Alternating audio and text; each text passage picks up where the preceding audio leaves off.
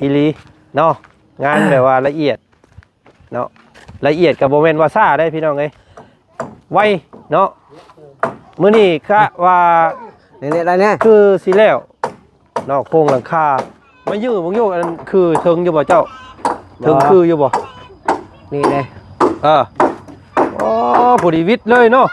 ยื้ออีกอยู่เกือบบ่ฮอดเนาะขึ้นกับสิประมาณเพียงพี่แหละเนาะมันก็สิยกขึ้นอีกประมาณ10เซนนะเพื่อนั่นแล้วก็เฮือนเราก็สิต่ำกว่านี้อีกหน่อยนึงอยู่แต่ว่าตอนนี้โอ้สูงเด้สูงคักเนาะผู้ยื้อเกือบบ่ถึงเด้พี่น้องเอ้ามันบ่มีไฟบ่มื้อนี้โอ้มันกระเทินเนาะฟ้าวเลยย่อจันพ่นเลยดัดเลยเอาเขียนออกอีกพี่น้องเลยโมให้มันออกมาเวลาเขาตีผามันจังเนียบเนาะสันสิฆ่าผาอีกอย่าพอถึงวันพอตู้นะมันเอาเงี้ยกับแสงตะเวนเนี่ยเนาะทรงเดียวกันพี่น้องกับบ้านน้องนางบ้านน้องคูนเนาะเฮ็ดอันอ้ายอันนี้มีห้องให้เพิ่นนำบ่มีห้องนึงโอ้เฮ็ดเต็มห้องเลยบ่หรือว่าสิขึ้นได้บ่ประตูป้าขึ้นคืออันอ้ายเพิ่นนี่ขึ้นน้องมึงอยู่ขึ้นได้อยู่บ่บ้านนี่พี่น้องเอ้ยเนาะทำขึ้นบ่ได้แต่บ่ขึ้นได้บ่ทำขึ้นได้ขึ้นไปปุ๊บเอาเราขึ้นเฮือนครั้งแรกบ้านนี้พี่น้องเอ้ยปุ๊บดิ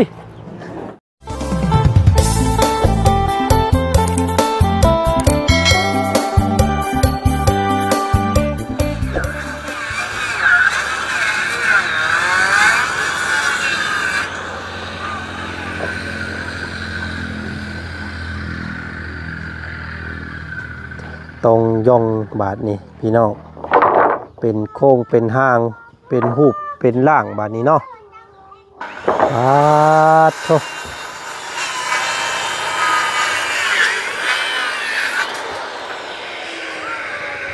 โอ้พี่น้องไงเนาะ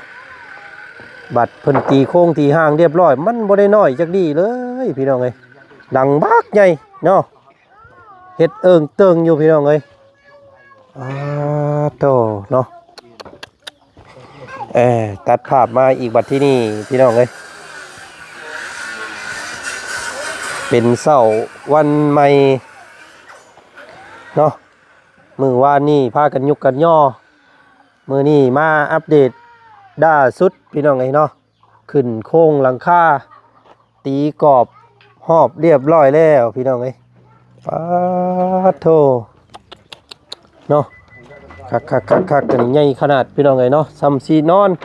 ลูกเราหลายคนเนาะพี่น้องเนาะทักทายสบายดีพ่อแม่พี่น้องกันเบิดสู่ครูสู่คนมื้อนี้บ่าวจันเนาะมาอัปเดตก่อนหมู่ก่อนพวกเนี่ยพี่น้องเอ้ยเนาะมาตอนเช้าหมู่เช้าได้พี่น้องเอ้ยเกือบเที่ยงได้เนาะฮึบโอ้งามได้ทรงแบบนี้ก็ได้พี่น้องเอ้ยเนาะเป็นทรงคือกันกับบ้านน้องนาง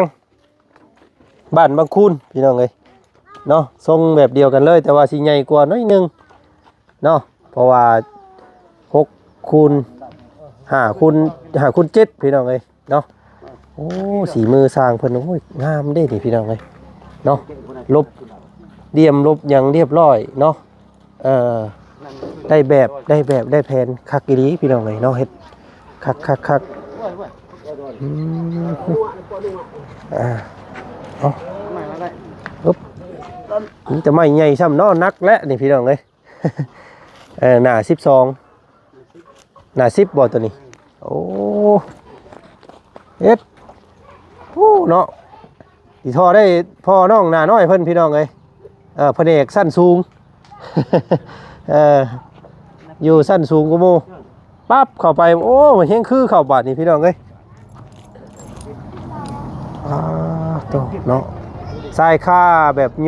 ยุกกันแบบสั้นหน่อยนึงเพราะว่าอยากให้มันเป็นสลบเนาะสลบแบบตั้งคักแน่พี่น้องเอ้ย โอ้ดังเพิ่นพอดีเม็ดกว่าเนาะเม็ดเกือบเม็ด50ดังเพิ่นตั้งขึ้นไปโอ้สบายดีฮะได้สบายดีตอนเช้าเด้อเอาอันน้ำเย็นมันบ่เย็นนี่แหละพี่น้องเอ้ยเนาะเย็นอยู่บ่หั่นพี่น้องเอ้ยเพิ่มพลังงานก่อนเนาะกินข้าวเที่ยงแล้วบ่ยังอยู่เนาะเอาสบายดีพ่อตู้โอ้พี่น้องไงสบายดีอ๋อเนาะงามเราเฮือนเจ้าเนาะงามอ้อลึอ้อลึโอ้พี่น้องไงเนาะบ่ไปใส่เลยเจ้ากันเนาะย่อไม้ช่วยเพิ่นช่วยกันคักใช่เชื่อเยอะ อยากซอยเนาะเอายังสู่สร้างกินมื้อนี้นี่แนวกินให้สร้างบ่นี่ยังอาหารยังเอาปองปลายังหมกอะไรกินข้าวโอ้เอาปองปลาให้เพิ่นมื้อนี้เนาะพี่น้องไงยังหมกอะไรกินข้าวยังบ่ได้กินข้าวอยู่หนึ่งนะว่าข้าวหนึ่งเพื่อเพิ่นอยู่บ่เนาะโอ้งามพี่น้องไงเนาะยังอีกมือรอคอยอีกได้นี่พี่น้องไงเนาะแล้วปุ๊บปั๊บนี่ก็สิได้ขึ้นเฮือนอีกได้นี่เนาะมือสันวันดีมือขึ้นเฮือนขึ้นซ่านอีกได้นี่พี่น้องไงเนาะยามผ้ายามฝนขึ้นไปนอนแล้วได้เนาะพี่น้องไง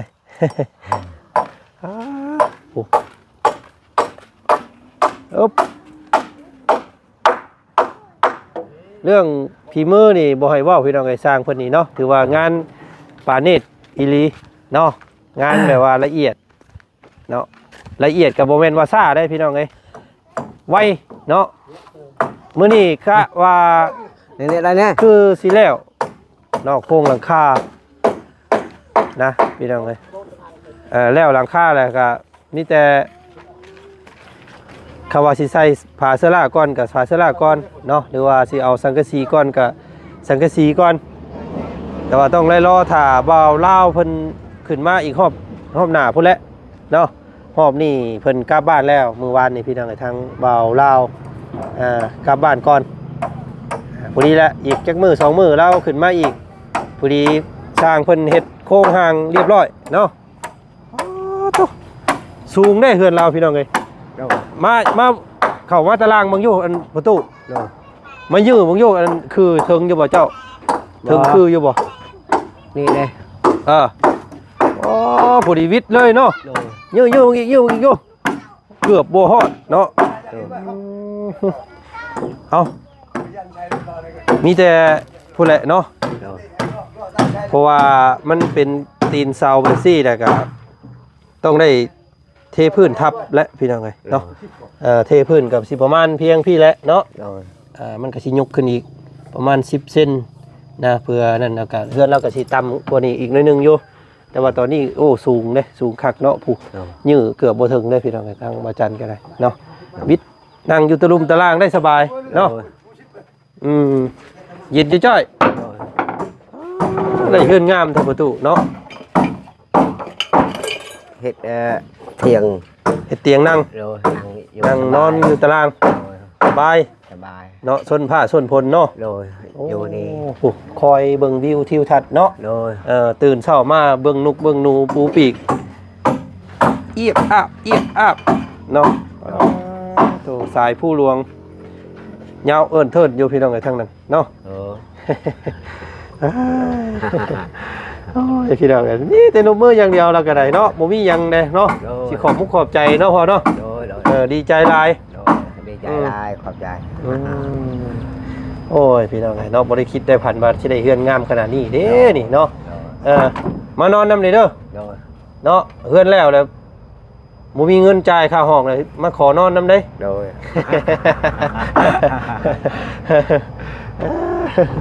โอ้ยพี่น้องเนาะเอาเนาะมื้อนี้ก็มาเยี่ยมมายามมาอัปเดตเบิ่งก่อนเดี๋ยวไปเพิ่นแล้วอันเบรกไม้ซอยเพิ่นบาดนี้ซอยเพิ่นก่อนเนาะไม่น่า10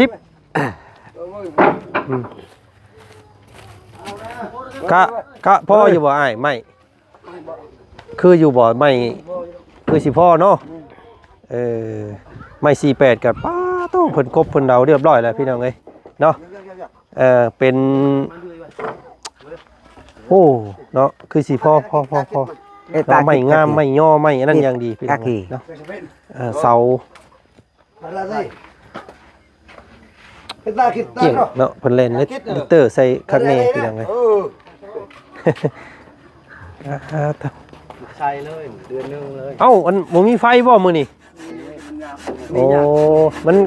กระเทินเนาะ เช้าสุดท้ายเลยเบาเลย ย่อจนพ้นเลยมือดัดเลยเอาเขียนออกอีกพี่น้องเลยบ่ให้มันออกมาเวลาเฮาตีผามันจังเนียบเนาะสันสิค่าผาอีกอย่าบ่ถึงวันพอตู้นะ เอาภาพสีมืดๆนี่เด้อพี่น้องเด้อมันแย่กับแสงตะเวนเนี่ยเนาะทรงเดียวกันพี่น้องกับบ้านน้องนางบ้านน้องคูนเนาะเฮ็ดอันอ้ายอันนี้มีห้องให้เพิ่นนำบ่ห้องนึงมีห้องนึงโอ้เฮ็ดเต็มห้องเลยบ่หรือว่าสิเครื่องกลางเอาส่วนหลายเห็นเพื่อนเพิ่นเฮ็ดอยู่พี่สิมาขังเอาแต่กลางนึงหั่นนะบ่ว่าดันจันว่าเขาสิเฮิงกันแต่ว่าเขาว่าบ่งามแบบนี้เอาห้องเดียวให้มันกว้างเลยเนาะแม่นอัดเลยเสาอัดเสาแบบให้มันเบิดเลยห้องนึงนะอยู่ไว้เครื่องโตเก่านี่ยังก็ไว้อยู่นั่นแหละแม่นเพราะว่ามันในห้องในหยังเฮาก็เป็นตู้เสื้อผ้าเนาะถ้ามีอนาคตเก็บข้าวเก็บของปาไว้ในเนาะให้มันเป็นห้องส่วนตัวอยู่ในห้องนึงซะเนาะจะเฮ็ดมีแต่2.5 เมตรพุ่น2.5 เมตรห้องก็ทำได้เลยงามเป็นบ่งามแม่นความละเว้าแหละพี่น้องคำว่าเฮาขังเอาเครื่องเดียวนะเนาะให้มันสุดเลยซะอ้ายเอ้ยเนาะเจ้ามันอยู่ตรงกลางอีกปึ๊บชาเลยโตจะไม่ใหญ่ๆเนาะเฮือนหลังนี่พี่น้องไม่ได้แบบไม่งามการต่อไม้ต่อของสร้างเพิ่นก็ถือว่าเนียบวิลีพี่น้องเอ้ยเนาะเจาะนี่เลยเนียบเจาะกระดาษแซงน้ำแข็งเจาะดังเจาะมาพื้นนาทีไอ้น้ำแข็งก็นาทีซากกระดาษใส่คุณนี่เลยนี่เอาจะไม่ซากเอาเดี๋ยวสิพาพี่พาน้องขึ้นเบิ่งก่อนพี่น้องเอ้ยเนาะขึ้นได้บ่ว่าบาทนี่ขึ้นมุงได้เด้โอ้เนาะประตูอันขึ้นได้บ่เจ้าขึ้นได้บ่เราขึ้นมาเบิ่งอยู่เอ้าพี่น้องเอ้ยยกขึ้นแล้วจังเอาใส่เนาะเอายกก่อนสั่นพี่น้องเอ้ยเดี๋ยวจังพากันขึ้นไปเบิ่งว่าวิวมันสิงดสิงามซำใดขึ้นไปถึงเนาะโอ้ปุ๊บประตูยก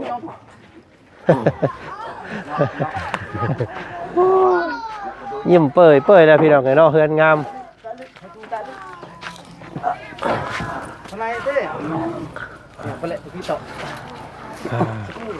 แข็งแห้งได้พอน้องอันหลานน้อยเพิ่นพี่น้องไงเนาะ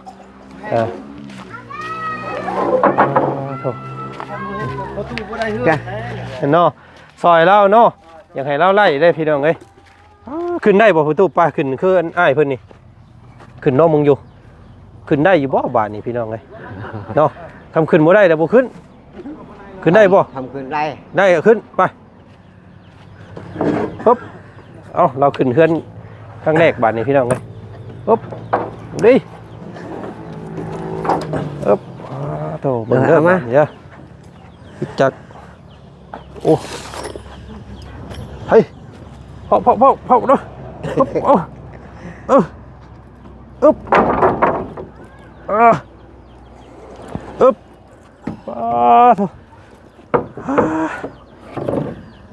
เอาเนาะการปูแป้นปูยังของสร้างเพิ่นกับพี่น้องไอ้ซัวเดียวเด้เนาะแป้นนี่เนาะเพราะว่ามัน5 เมตรเด้ยังสิได้ตัดเกียนออกอีกเนาะเพราะว่ามันบ่เพียงกันเนาะไม่เพิ่นเพื่อมาแจบคักปันยังพี่น้องไอ้เพิ่นดึงเข้ากันเนาะการปูแต่ว่าคำมันตากแดดไปสิก็มันก็สิห่างอีกคือเก่าได้นี่เนาะไม่ดิบไม่แห้งไม่อย่างนั้นมันก็สินั่นอีกนี่ เรานอนบ่ได้ นอนกับหันใจพืช เนาะให้มันเป็นป้องแน่บ่ ให้มันเย็นเนาะ ไอ้ยะบ่ เขาอดเลยอยู่ ต้องให้มันมีปองแน่เนาะ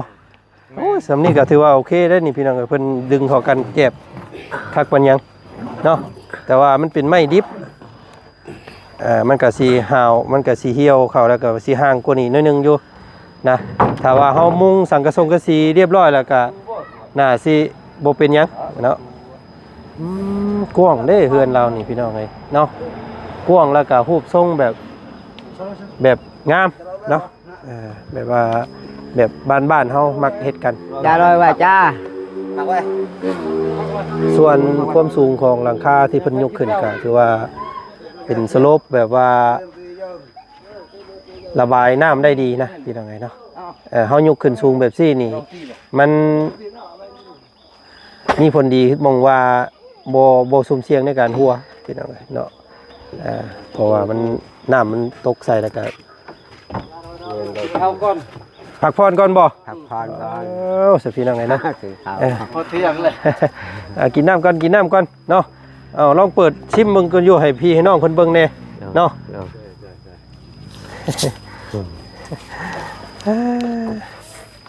โอ้ตู้เพิ่นนี่มักส่วนหลายเพิ่นมักใส่เสื้อแบบใหญ่ๆไปซี่เนาะปีใหม่ เจ้าหน่อยคือเจ้าหน่อย เมื่อวานนี่เสื้อเมื่อวานนี่งาม งาม เนาะเสื้อเจ้าใส่เมื่อวานนี่คักเสื้อไหมนะเสื้อนั่นน่ะเนาะ กระตู้ก็คือได้บ้างในเครื่องนั่นแหละนี่เราใช่นี่งาม นี่คงดีบ่นี่ขายบ่ นี่มันก็เรามา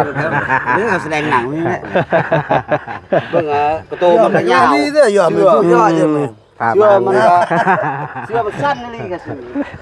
เบิ่งไปเบิ่งมาคืออันอีหยังพี่น้องไอ้เนาะอันหนังอันพระเอกหนังอันว่าเทวดาท่าจะบ้องนะพี่น้องไอ้เนาะคล้ายๆตัวน้อยๆแบบเดียวกันคนป่านะเนาะคืออยู่เนาะก็หยอกนะพี่ตู้เด้อ นั่งแล้วก็เอ็ด อันพุ่นนั่งกินเนี่ยเนาะอีหยังก็ต้ม ได้ชื่อผู้ไปวันช่วงวานนี่เลยผมงอกอันนี้เต้นเฟ้อ ก็พี่น้องไงเนาะเอาพี่น้องไงครับ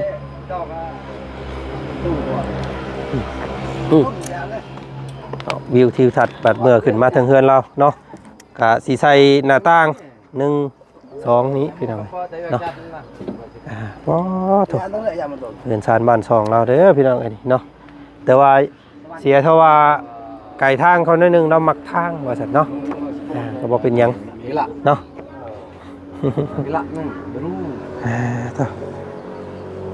ไปซะเนาะลงฮ้อนเนาะต้องเอาหลังคาก่อนเนาะไอ้เนาะแม่นต้อง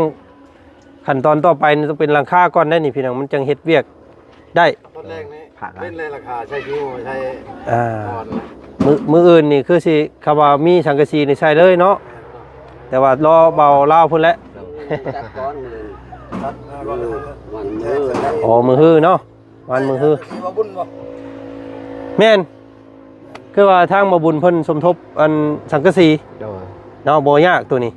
มีแต่ให้บ่บุญเพิ่นจัดสังกะสีให้เลยมักสีหยังสังกะสีเอาสีใดสีหยัง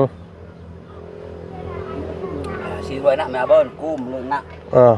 มีเขียวมีแดงมีฝ้ามี ทำไมรุ่นตับโม่แล้วเอาสีแดงนี่แหละสีแดงเนาะแดงเข้มๆนั่นเนาะแดงแบบแดงเลือดหมูเนาะได้ ไปวันนี้ต้องพาช้างคนกินข้าวก่อนเนาะกินข้าวกินน้ำก่อนฮ้อนพี่น้องเอ้ยกระเตาลึเนาะกระเตาโอ้ยแบบเดียวกันเด้อพี่น้องเอ้ยก็เพื่อนน้องอันนั้นเนาะตัวเพิ่นสิเฮ็ดแบบกายขึ้นมาแหละเพิ่นสิเฮ็ดอันนี้ใส่อีกบ่อันนี้เดี๋ยวว่าสิเฮ็ดระเบียงเลยเนาะ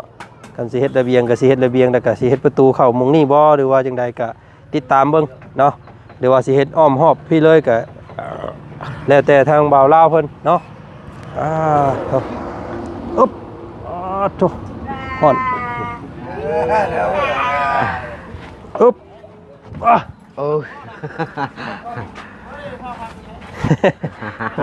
ฮอดเนาะพอดีเที่ยงพอดีเลยได้นี่เนาะอัน โดย ย่อข้าวย่อน้ำมาให้เพิ่นก่อนบาทนี่เนาะ โดย กินข้าวพอดีแล้วพี่น้องเอ้ยเสียทวารบ่มีเตียงเนาะ กินอยู่บนเรือนเรา เพื่อนเราเนี่ย อ๋อกินอยู่เฮือนนั่นว่า ก็น้อย อันเพิ่นชื่อพ่อหยังก็อ้ายหยังก็เราเนี่ย พอชัย พ่อไซเนาะพ่อน้องนางน้อยเนาะ พอนางน้อย พ่อหลานน้อยเพิ่นว่าซั่นซะพี่น้องเอ้ยโธ่ เอาให้อาหารปะคน พาไปพุ่นไว้กินอยู่พุ่นเลยเนาะโอ้ยเอาพี่น้องเอ้ยเนาะจังได๋ก็ขอแสดงความดีอกดีใจนำเด้อพ่อลุงเด้อ โดย เนาะที่มีเฮือนมีซ่านหลังงามเนาะ โดย ก็ยังบ่นานเกินรอก็สิได้อยู่เฮือนใหม่แล้วแหละบัดนี้พี่น้องเอ้ย โดย เนาะอันนี้ลูกชายเบิด2คนเลยเนาะ โดย พ่อพี่พอจะได้มายืนเฮียงกันกับพ่อของโยมายืนเฮียงกันอยู่ลูกล่ะลูกชายกกบ่ผู้นี้ นี่ โอ้มาพี่บ่เขาอยู่คนละข้างอยู่คนละข้าง นี่ อีหยังน้ำคอเจ้าน่ะฮะบ่ ไปชาย โอ้ก้านได้อยู่บ่กบ แน่ เมื่อคืนได้อยู่บ่กบซื้อนี่ได้ก็หมอนี่ นี่อากัด อาเกต อากัด อากัด อากัดเนาะ แบว เบล โดย เบลเนาะ จักปีเด้อลูกชาย นี่โอ้ยเขาลืมแล้วได้น้องตัวหนึ่ง ในน้องตัวหนึงโอ้บ่ชื่อบ่อยู่ลูกกับบ่ชื่อบ่ บ่เจอ ฮอดแล้วบ่ประมาณ12 13ปีได้แล้วบ่ โอ้ยได้แล้ว ประมาณนั้นเนาะ ประมาณนั้นได้ ผู้นี้ได้ประมาณ9ปี10ปีผู้นี้เนาะ อันนี้ชิปไปยามเกิดชักให้ อ๋อยำซักให้ โดย ลูกชายจะคนลูกชายเจ้า นี่ทำนี่ละ มีลูกสาว2บัดนี้เนาะ ลูกชาวช้อง ลูกชาย2 โดย พี่น้องไงเนาะ เอาเนาะ โดย โอ้ยเกือบกับขาดไปแล้วพวกละเนาะ อันนี้ว่าเกือบเจ้าน่ะฮะ มันมีเกิบใช่นี่แล้ว โอ้พี่น้องเลยอาแคทเนาะอันนี้ โดย อาแคทอากัดอากัดอากัดเนาะอากัดแบว เบลอาเบล อากัดแบว อาแคทเบล โดย โอ้พี่น้องไงชื่อเป็นแต่เพลงเด้นี่เนาะ โดย ไม่ได้เฮียนอยู่บ่ดูแต่ละคนเฮียนอยู่บ่ โอ้ยเฮียนว่าต้นชื่อมันปะหมดอยากลิ้นหมดมือลิ้น บ่ได้ เจียวกับ บ่ ปะ เฮียนครับ บ่ได้เฮียนเลย บ่เฮ้ยอันตัวอัน เฮาเชียร์ เป็นอยู่บ่อันหนังสือเป็นบ่เขียนชื่อตัวเองได้บ่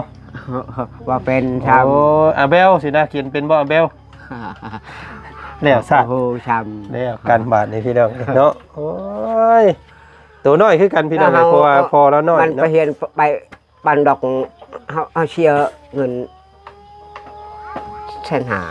เสียให้ครูเพิ่นน่ะบ่ มัน ครับ ออกไปมือไปเฮียนมือก็ไม่ได้ไปเฮียนมืออยากได้เงินนะทาหนังเลยคือ5,000 โอ้ยพี่น้องเอ้ยเนาะก็ เชียร์ก็ บ่ ไม่ได้ ทำ ไม่ได้เฮียนเจอแสนปลาย อ้ เชียร์ตลาดโอ้ย เอ้าบ่ถึงว่าเฮาบ่ได้ทำบ่ได้เฮียนก็เป็นคุณครูผู้ดีเด้อลูกหลานเด้อ เดี๋ยว เนาะตั้งใจทำมาหากินช่วยพ่อเด้อเนาะหาของอยู่ของกินได้อให้แต่ละมื้อเนาะไปหาผู้ยิงโกกระปอมเนาะหาก้านกบก้านเขียดเด้อซอยพ่อได้พ่อเราเพิ่นเฒ่าเลยเด้เนาะสุเจ้าสิได้สิได้เลี้ยงเราเด้อ เนี่ยโมก็เฮาว่าไปเนี่ยเต็ดโมโอ้ยเป็นชุบยาในใต้เฮาเฮาก็บ่มีเคยชุบยาลูกจะชุบยาโอ้ยเฮาเบิ่งเฮาเฮ็ดให้เฮ็ดชวนนี่เลี้ยงพ่อแม่เฮาอยากเกือบตายเฮา เนาะมีแต่บอกพวกเพิ่นนั่นแหละบ่ให้เพิ่นสูบเด้ออย่าเด้อ นั่น บ่ต้องสูบเด้อพวกหล่ะเด้อเนาะเบิ่งพ่อเจ้าเป็นตัวอย่างเด้อ เฮาบอกเฮ็ดเวียกเฮ็ดงานแบบเฮานี่อยู่สบายได้มื้อได้กินมื้อบ่ได้ยาเฮ็ดชวนเฮ็ดให้อยู่กินสบาย โอ้ทางเมียก็มาแล้วพี่น้องเอ้ยทางนั้นเนาะยิ้มเปื่อยๆมาแล้วพี่น้องเอ้ยกินข้าวกินน้ำน่ะบ่เนาะมานั่งอยู่พี่เด้อนั่งอยู่ตารางจับไม้จับตอกซอยเพิ่นเด้อย่อไม้ย่อหยังซอยเพิ่นจังแล้วไว้เด้อเฮือนเจ้าเด้อเนาะเอ้าไปป้าก่อนซิเด้อบัดนี้ อ้าวโดย สบายดีเด้อ ไปตลอด เดี๋ยวสิเข้ามาหาใหม่ โดย เดี๋ยวสิเข้ามาหาใหม่ โดยหาเงินหาคำมันรวยนะ เนาะเอาพี่น้องเอ้ยสบายดี โอ้ยเป็นแต่แพงขนาดครอบครัวเราพี่น้องเลยเนาะ ได้ เที่ยทั้งพ่อทั้งแม่ นี่ เนาะพ่อแม่ก็น้อยแล้วก็ลูกก็น้อยเนาะอันเดียวกันเลยพี่น้องเอ้ยเอาเนาะมื้อหน้ามื้อในสิเข้ามาเยี่ยมมายามครอบครัวเพิ่นใหม่เนาะเป็นรูปเป็นห้างแล้วพี่น้องเอ้ยตั้งสากเรียบร้อยเนาะเบิดเทอเลอร์อยู่เฮือนลาวบาทที่นี่พี่น้องเนาะก็เอางามแท้เนาะเฮือนหลังนี้พี่น้องเอ้ยได้แบบได้แผนเนาะถือว่างานปาณีตขนาดพี่น้องเอ้ยงานสีมือสร้างแหล่เนาะพี่น้องเนาะก็ถือว่าเป็นที่ยอมรับของ FC ได้คู่ได้คนเนาะก็เอาพี่น้องรุ่นกันหลังต่อไปสิมีเกิดขึ้นบ่หรือว่าจังใดติดตามเบิ่งชมนํกันเนาะพี่น้องสำหรับคลิปนี้บ่าวจันไปแล้วสบายดีเบิดสุขุสุคนเด้อปุ๊บตามเข้าทางนั้น